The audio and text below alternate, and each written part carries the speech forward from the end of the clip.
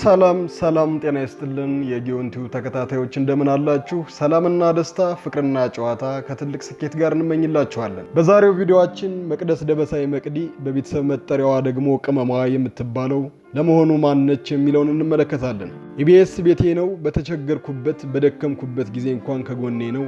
አንድም ቀን ወደ ስራ እየሄድኩ እንደሆነ ተሰምቶኝ አያውቅም። ቤተሰቦቼ ጋር እየሄድኩ እንደሆነ ነው የሚሰማኝ የምትለው ምን ቢደረግላት ነው የሚለውንም እንዳስሰዋለን። በተደጋጋሚ ጊዜ ካፏ የማይጠፋው ነፍሱን በገነት ያኑረውና አስፋው መሸሻ ጋር የተገናኘ ጉዳይስ ምንድነው? ለመልቀቋስ የሱ ምክንያት አለበት ወይ የሚለውንና ዝርዝር ሐሳቦችን እንመለከታለን። አብራችሁን ቆዩ።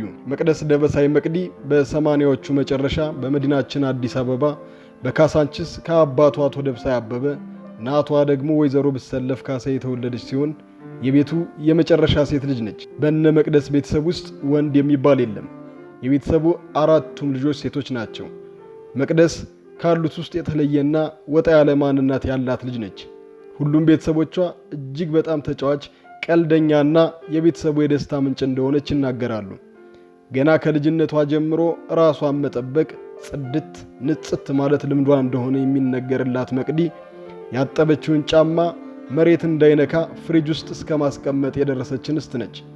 በዚህ ድርጊቷም በታላቋ እስከ መገረፍ መድረሷን እየሳቀች ታስታውሳለች። መቅደስ ደበሳይ ትምህርቷን የተከታተለችው በቦሌ ኮሚኒቲ ስኩል ነው። ይህም የሆነበት ምክንያት በወቅቱ እናቷ ወይዘሮ ብሰለፍ ካሳዬ በዚህ ትምህርት ቤት ውስጥ አስተማሪ በመሆናቸው በቅርበት ለመከታተል ይመቻል በሚል ሲሆን በትምህርቷም ጠንካራ የነበረች መሆኗ ይነገራል።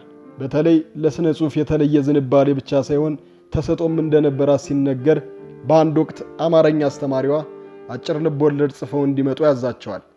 ታዲያ መቅደስ ይህንን ልቦለድ አዘጋጅታ ብትወስድም መምህሯ ግን ወላጅ እንድታመጣ ያደርጋል። ምክንያቱ ደግሞ ይህን አንቺ ልጽፊው አትችይም በማለት ሲሆን በኋላ ራሷ እንደጻፈችው ባረጋገጠ ጊዜም አንቺ ወደፊት የሀገራችን ትልቅ ጋዜጠኛ ነሽ በማለት ሙገሰውን አሳይቷል። ዩኒቨርሲቲ ገብታ ጋዜጠኝነትን አጥንታ ከወጣች በኋላ የኢቢኤስ ቴሌቪዥን የተቀላቀለች ሲሆን እሁድን በኢቢኤስ አስፋው መሸሻ ጋር መጣመሯ በቀላሉ በማህበረሰቡ ዘንድ እይታንና ተቀባይነትን ለማግኘት ችላለች። መቅደስ በስራ ገበታዋ ላይ ስትገኝ አብረዋት የሚሰሩ ሁሉ ፊታቸው ይፈካል።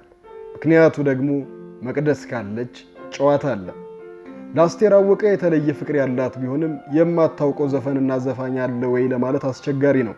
መቅደስ አክሽን ትባል እንጂ ማንጎራጎሩ ሲያሻት መዳነሱ አሊያም በቴሌቪዥን መስኮት ላይ መውረግረጉ የእሁድን በጉጉት መጠበቂያ ምክንያት ነው። ለምትሰራቸው ስራዎች ትጠነቀቃለች፣ ቀድማ ትዘጋጃለች። አጥንታ መምጣት መለያ ባህሪዋ ነው። ፕሮግራም አዘጋጅ ክፍሉም ሆነ የቴሌቪዥን ጣቢያው ባለቤቶች እንዲሁም የሥራ ባልደረቦቿ መቅደስ ካለች የተሳካ ስራ እንደሚሰራ እርግጠኞች በመሆናቸው እፎይታ ይሰማቸዋል። በዚህኛው ዘፈን ባንዱ ደግሞ ልጃገረድ በሌላ በኩል ከገጠር የመጣች ሲያሻቸው የአረብ ሀገሯ ቀበጥ እያደረጉ ተዋናያኖች እንኳን በዚህ ልክ የሚፈራረቅ ገጸ ባህሪን ለመጫወት የሚቸገሩትን መቅዲ ተላብሳ አሳምና ስትጫወት መመልከት ጋዜጠኛነቷን ያጠራጥራል። እያዋዙ ቃለ መጠይቆችን ማድረግ ሕፃናቶችን ሳይቀር እንደነሱ ሆና ማጫወት ትችልበታለች። ሁሉም የሥራ ባልደረቦቿን ማክበር፣ ከነሱ ብዙ መማር የየዕለት ተግባሯ ነው። ትሕትናና በጎነት መገለጫዋ ናቸው። የዚህ ምክንያቷ ደግሞ ምንድነው ብለን ከጠየቅን በቤተ ክርስቲያን ውስጥ ማደጓ፣ እጅግ በጣም አማኝና ጸሎተኛ አባት እንዳላት፣ አንድም ቀን ከሌሊቱ 9 ሰዓት በኋላ ተኝቶ የማያውቅ በሃይማኖቱ ተግቶ የሚያተጋ አባቷ አቶ ደበሳይ ለዚህ ትሕትናዋ ዋናውን ሚና እንደሚጫወቱ ትናገራለች። ፈተና ስሙ በመቅደስ መቀየር አለበት። ያለ ዕድሜዋ ያለ አቅሟ በብዙ ተፈትናለች ይላሉ የሥራ ባልደረቦቿና ቤተሰቦቿ በእንባ እየተራጩ። መቅደስ አሁን ላይ የአንድ ወንድና የአንድ ሴት ልጅ እናት ብትሆንም በመጀመሪያ ትዳሯ በወለደችው ወንድ ልጅ የጤና ችግር ብዙ ተሰቃይታለች፣ አንብታለች። በልጅ መፈተን ምን ያህል ከባድ እንደሆነ የሚያውቀው ያውቀዋል ነው የሚባለው። ያውም ትዳርን ፈቶ ብቻውን እያሳደገች ላለች እናት የአንዳንድ ስራዎች መበላሸት፣ የልጆቿ መታመም፣ የትዳር መፍታትና ሌሎች ፈተናዎች ተደራርበው ባደከሟትና ራሷን በእንባ ባራሰችበት ጊዜ ምነው ፈተና የበዛ ባለችበት ወቅት በዙሪያዋ ያሉ ሰዎች ሁሉ ጥንካሬዋን እያደነቁ አብረዋት አንብተዋል። በዚህ የድካምና የስሜት መረበሽ ውስጥ ባለችበት ጊዜ ኢቢኤስ ቴሌቪዥን ከጎኗ ነበር። የተለየ ድጋፍና እገዛ እያደረገ ስራዋን በሚመቻት መንገድ ሳትረበሽ እንድትሰራ እያመቻቸ ስሟ በጠፋበት ጊዜ ሳይቀር ከጎኗ በመቆም እንድትበረታ አድርጓታል። ሁሉም አልፎ ሁለተኛ ትዳሯን ይዛ ሁለተኛ ልጅ ልታገኝ ስትል ደስታዋን ለመካፈል በትልቁ የቤቢ ሻወር አዘጋጅቶ አስደስቷታል።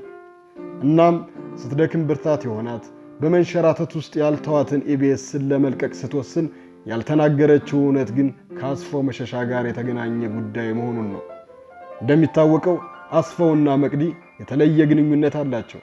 ከሥራ ባልደረባነት አልፈው አባትና ልጅ ሆነዋል። እንኳንስ ሙቶ በሕይወት እያለም ስለሱ ስትናገር እንባዋ የሚቀድማት መቅዲ እሱ ካረፈ በኋላ ከሌሎች በተለየ የእሷ ሐዘን ከፍቷል። ብዙ የጋራ ታሪክና ትውስታ ያላት መቅዲ ብለን አስፋው፣ አስፋው ብለን መቅዲ ጣጥለን መጥራት እስከማንችልበት ያደረሰን ጥምረት እንኳን ለሷ ለተመልካችም ከባድ ነው። ለዚህ ነው ኢቢኤስን ባየች ቁጥር የሥራ ባልደረቦቿ ጋር በተገናኘች ጊዜ ሁሉ አስፋውን ታስታውሳለች። ስሜቷ እየተረበሸ ለመቆጣጠር ብትሞክር እንኳን ውስጧ ያለው እውነት እያሸነፈ አይኖቿ እንባን የሚወልዱት። መወለድ ቋንቋ ነው የሚባለው ለዚህ ነው። ከብዙዎቻችን እየደበዘዘ የመጣው የአስፋው ምስል መቅዲ ላይ ግን አሁን ድረስ አይንና ልቧ ላይ አለ። በብዙ መታገልና ስቃይ ስራዋን በኢቢኤስ ለመቀጠል ብትሞክርም አስፋው የተቀመጠበትን መቀመጫ፣ የሰሯቸውን የጋራ ፕሮግራሞች፣ መልበሻ ክፍላቸውን፣ ስቱዲዮውን፣ የለበሳቸውን የተጫመታቸውን ነገሮች ሁሉ እያስታወሱ ቢያስቸግሯት ያን በችግር አብሯት የነበረውን ኢቢኤስ ሌላ ምክንያት ሰጥታ በመልቀቅ አዲስ ታሪክ፣ አዲስ ህይወት፣ አዲስ ስኬትን ለመልመድ ወደ አባይ ቴሌቪዥን ተጓዘች። ምክንያቱም አስፋውን መርሳት ስላልቻለች። የአስፋው መሸሻን ነፍስ በገነት እንዲያኖርልን እንመኛለን። እስካሁን ድረስ አብራችሁን ከነበራችሁ ቻናላችን ሰብስክራይብ፣ ላይክ፣ ሼር፣ ኮሜንት ማድረግን እንዳትረሱ።